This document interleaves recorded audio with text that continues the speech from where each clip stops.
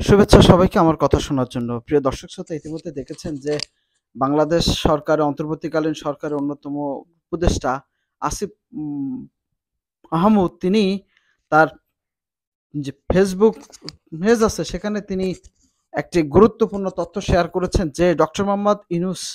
তিনি আহ, আন্তর্জাতিক সম্প্রদায়কে এবং জাতিসংঘকে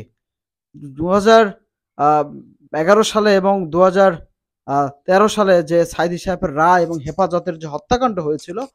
সেই হত্যাকাণ্ডের উপরে তিনি আন্তর্জাতিকভাবে চাপ সৃষ্টি করেছে এবং তিনি মূলত জাতিসংঘকে এটা অবহিত করেছেন এবং এখানে এটাকে আন্তর্জাতিক অপরাধ ট্রাইব্যুনাল বা আন্তর্জাতিক পর্যায়ে এটা একটা অপরাধ সেটা তিনি উল্লেখ করেছেন। তো এই যে চেঞ্জ বা এই যে অবস্থা, এটাই ডক্টর মোহাম্মদ ইউনূস, এই ডক্টর মোহাম্মদ ইউনূসের সরকার কেন দীর্ঘস্থায়িত কিছুদিন করা দরকার, তার মূল কারণ হচ্ছে যদি কোনো সরকার আসে, অর্থাৎ যদি কোনো নির্বাচিত সরকার আসে, তারা তাদের রাজনৈতিক পারপাস সাফ করার জন্য তারা যে কোনো কিছু করবে। কিন্তু ডক্টর মোহাম্মদ ইউনূস তিনি যে হত্যাকাণ্ডগুলো হয়েছে, যে ধরনের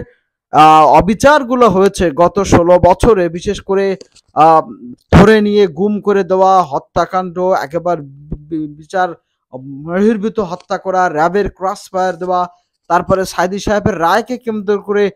যে হত্যাকাণ্ড সারা বাংলাদেশে 165 অর্থাৎ 165 জনেরও উপরে মানুষ, কোন কোন সংখ্যা এটা 180-এর ঊর্ধ্বে, তো সেই জায়গায় সেই মানুষগুলোকে পাখির মতো গুলি করে মেরেছিল তৎকালীন শেখ হাসিনা সরকার। এমনকি তারা শুধু এটাকে করে নাই, তারা মিথ্যার ওপরে এক ধরনের মব জাস্টিস তৈরি করার জন্য তারা শাহবাগে, অর্থাৎ তারা ওই আপনার শাহবাগে গণজাগরণ মঞ্চ করে সেখানে কাদের মোল্লার ফাঁসির রায়কে কেন্দ্র করে, বিশেষ করে কাদের মোল্লা যাবজ্জীবন দিয়েছিল, এরপরে শাহবাগে লোক জোগাড় করে সেখানে এক ধরনের মব জাস্টিসের মতন কাজ করে। দেখেন আজকে কথা বলা হয় যে কেন কেন মব জাস্টিস হচ্ছে, এই এই এই এই জাস্টিসটাই শুরু করেছিল শেখ হাসিনা। এই যে মব জাস্টিস আমরা যেটা বলি, এই জাস্টিসটাই শুরু করেছিল শেখ হাসিনা। শাপলা চত্বরে হত্যাকাণ্ড করেছে, এরপর সাইদি সাহেবের মানে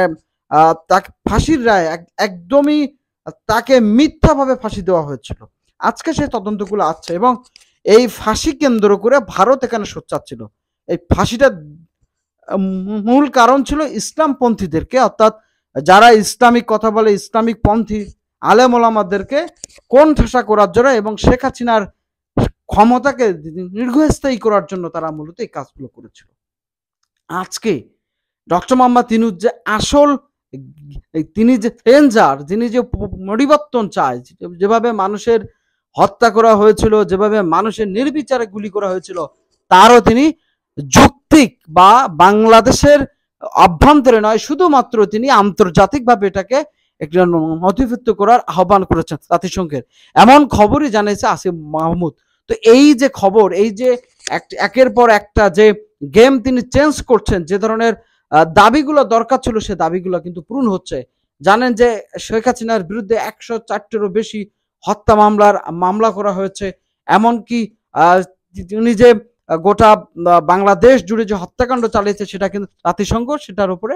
এক ধরনের একটা অবস্থার পর্যবেক্ষণ দিয়েছে এবং সেখানে যে জাতিসংঘের যে পর্যবেক্ষণ, সেখানেই শেখ হাসিনা অপরাধী এবং এটার উপরে ইনভেস্টিগেশন করে কতদূর যাবে সেটা আমাদের দেখার বিষয়। আমরা সেটার জন্য থাকবো এবং ডক্টর মোহাম্মদ ইউনূসকে যে তিনি যে গেম চেঞ্জার, সত্যিকার অর্থে দেশের মানুষ এটাই চেয়েছিল যে এক পরিবর্তন দরকার এবং পরিবর্তনের মাধ্যমে সকল অবিচারের বিরুদ্ধে, সকল অন্যায়ের বিরুদ্ধে অবশ্যই একটা জাজমেন্ট হওয়া প্রয়োজন। আমরা আশা করছি সরকার এটা নিয়ে কাজ করছে এবং জনগণ নিশ্চয় এটার উপরে তাকিয়ে আছে যে আগামীর রাজনীতিতে কোন ধরনের পরিবর্তন বাংলাদেশের জনগণ দেখবে।